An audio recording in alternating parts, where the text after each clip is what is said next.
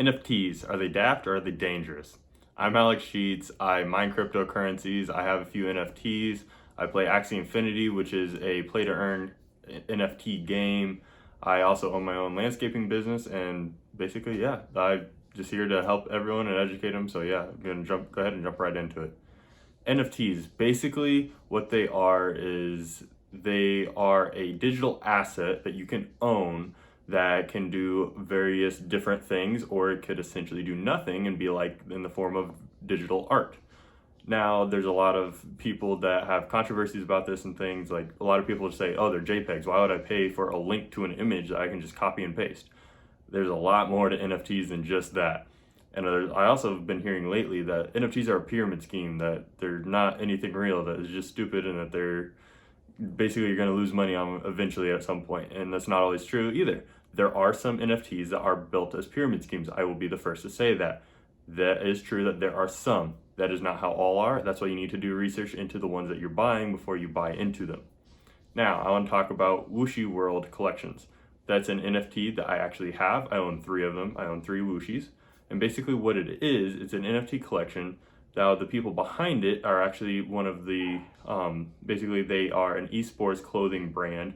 And so they've been making clothing for esports teams. And because of that, they're very heavily involved in the esports community and things along that. So the utility that will come along with their NFT, as long as they follow their roadmap, is that they will be hosting esports competitions where you have to own a Wuxi in order to be able to compete in for then prizes.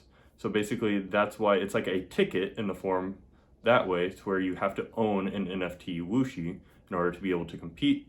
There's also other things, there's like giveaways and things like that they'll do eventually, and there's just a lot, and I could go on and keep talking about it. Another one I want to talk about really quick is VFriends. VFriends is made by Gary V. A lot of people know who he is, and it is a very strong utility token that even after the utility is gone, it's going to be worth a lot of money, just because he's using it to build IP for his VFriends. He's making IP just like how Disney is an IP, and so in the future it could be potentially worth priceless. Essentially, it could be 100% priceless, because if those characters go on to how he wants them to, it'll be insane.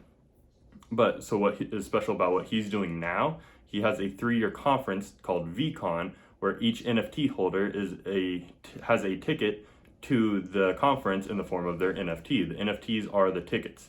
So basically, if you bought one at Mint and you're still holding it, in May, I believe is when it is you'll get to go to the conference to just show that you are the NFT holder of one of his VFriends, and you get in for free.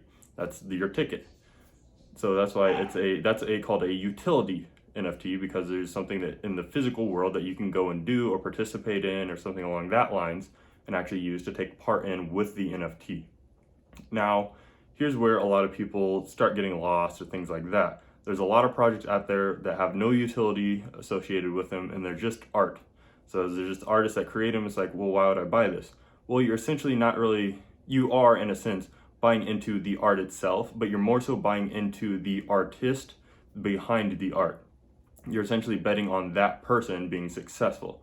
There are going to be some pieces, like for example, say like if the Mona Lisa had an NFT art version, that piece is going to be super special because it's the Mona Lisa.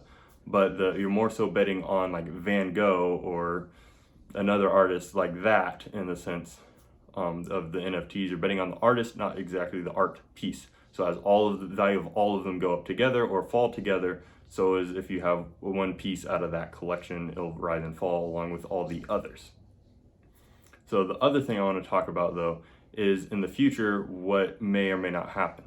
Now, I definitely think this will happen at some point, just hard to tell. So basically, McDonald's could come out with a golden large fry or a golden Big Mac, and basically whoever holds it can go to any McDonald's location and get a Big Mac or a large fry for free, basically, if they have that one NFT. Now, they could issue one, and it could be a 1 out of 1, so only one person in the world would have it, or they could issue 1,000, so you could have 1 out of 1,000, and 999 other people could go and have that NFT and go and use it at any time. Now, also, Mark Cuban has talked about he's wanting to do this for all of his basically ticket holders for his games, because he owns an NBA team, if you don't know. But basically, he's using it as a ticket, whenever you buy a ticket, they'll issue you an NFT associated with that ticket at this point. Eventually, they want to kind of do it the opposite way around.